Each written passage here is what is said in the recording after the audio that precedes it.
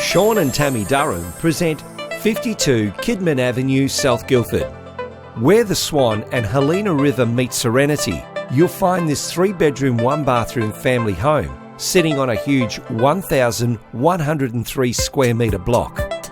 As you enter, there is a large air-conditioned lounge room with polished floorboards and a ceiling fan.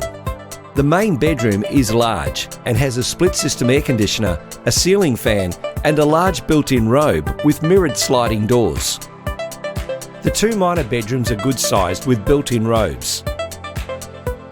There's a meals area and a lovely kitchen with gas cooking, ample bench and cupboard space and plenty of room for a large fridge. Towards the back of the home is another air-conditioned open-plan family area with enough room for a pool table and lounge. Step outside and there's heaps of room for entertaining and for the kids to run around. There's drive-through access to the back, a large double roller door workshop, reticulated gardens and grassed area, and so much more. This property has room galore and is situated in a great location, just a short stroll to the Swan and Helena River, surrounding Iho Park at the end of the street. Homes on Kidman don't come up often, and this one is a must-see.